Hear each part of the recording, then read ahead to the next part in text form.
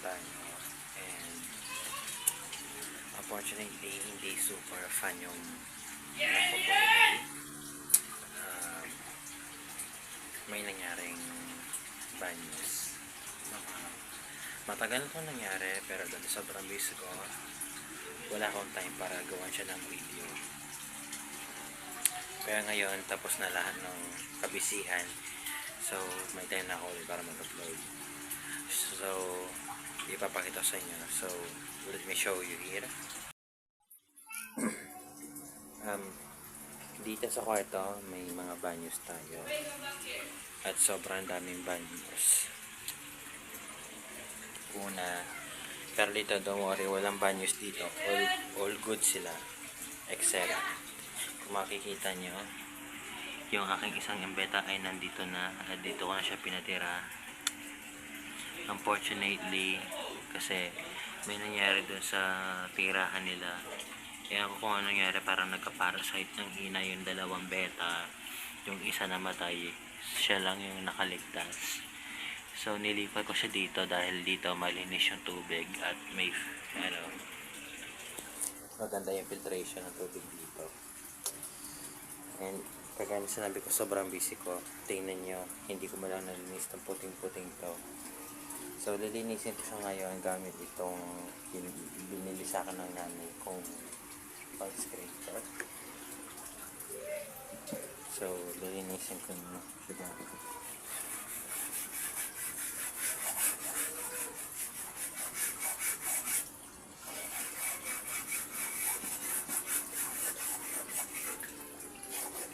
Ayan, okay na ako. Nare-remove siya completely.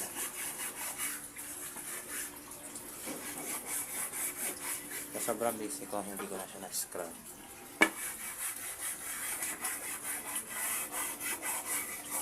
Ang dahilan kasi ng sobrang pagka-busy ko guys is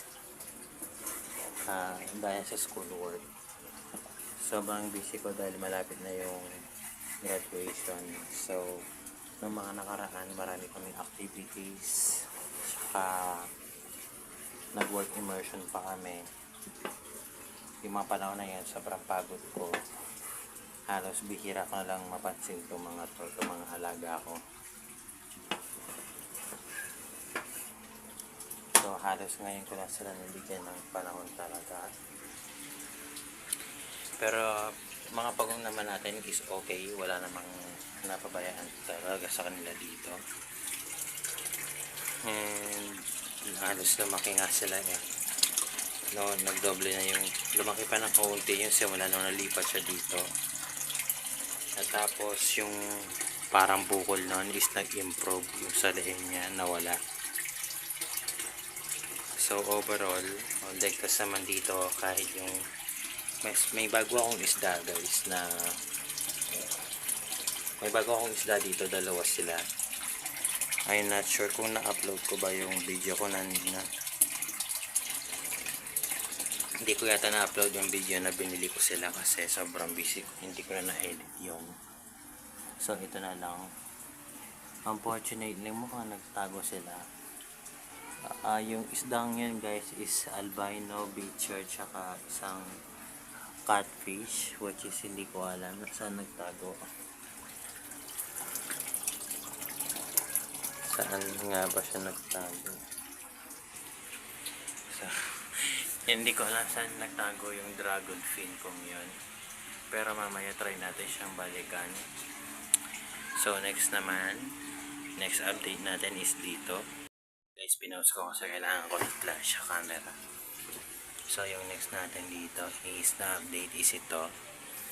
Yan guys, meron tayong isa pang catfish na mas malaki. Sorry guys, nautusan tayong lumabas. So, bago tayo lumabas, tuloy ko muna yung dito.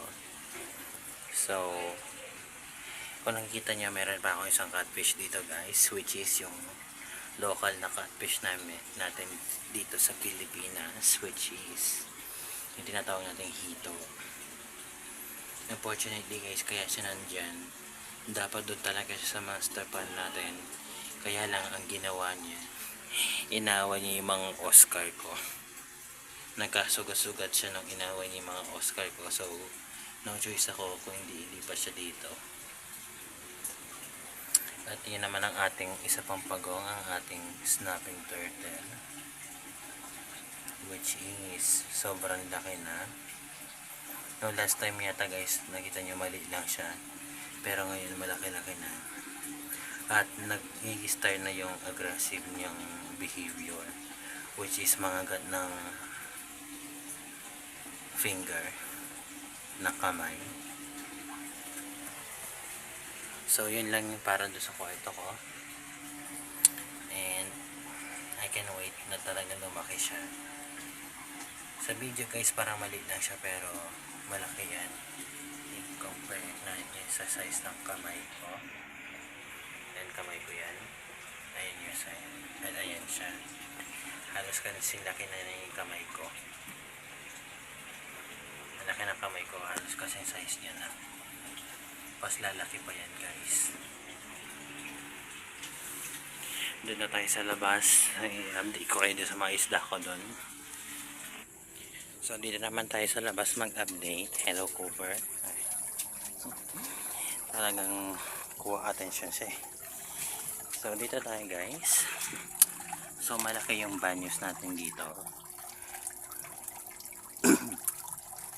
Yung banyos guys is kung nakikita nyo, parang nabawasan, may mga nawala sa mga alaga ko, which is yes, namatay po yung aking dalawang iridescent shark, tsaka po yung mga koi na matagal ko nang inaalagaan. Ang nangyari po is nasira po yung heater nila, parang sumabog, at ang nangyari may nakuryente sila. Ang nangyari marami na injured, buti na lang nakasurvive. Itong isa kong Oscar, nagkasugat yan, himalang nagsurvive siya, pati yung isang yon, yung dalawang albino, parang silang nagkasugat. After naman nakarecover na sila. Tapos ito rin guys, si red tail catfish, unfortunately naman sobrang lakas niya, agad siya nakarecover. At meron po nakiinom sandali. May tubig ka doon sa loob, may tubig ka doon sa loob at diyan ka umiinom. Tapos guys, okay naman yung iba nating isda, okay naman yung aking wood catfish dito, tsaka yung sigurami. Talagang yung mga yun lang talaga yung malalaki ko na yung nawala. Okay rin dito si tilapia.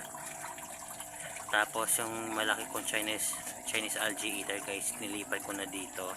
Tapos meron tayong bagong catfish rin dito na malaki na, kaya dito ko na siya nilagay, which is ayun, tiger shovel nose yan. So overall marami tayong nabawasan na isda. Tapos yung pako ko guys, kung napansin nyo, parang maliit siya kumpara doon sa isa kong pako. Namatay rin yung isa kong pako guys, so buti na lang nakahanap ako ng bago. Ayan na siya, may bago na tayong pako para doon sa pan na bala kong bilhin para sa kanila. So overall nakabawi naman tayo ng isda, kaya lang nakakalungkot kasi matagal ko nang alaga yung koi fish ko tsaka yung iridescent shark ko na malaki. So that's all guys, and kailangan ko nang umalis kasi inutusan ako lumabas. So see you guys next time, and keep safe. Don't forget to like and subscribe kung gusto nyong mapanood yung next episode natin, and next video. Medyo hindi pa tayo sanay mag vlog talaga. See you guys next time.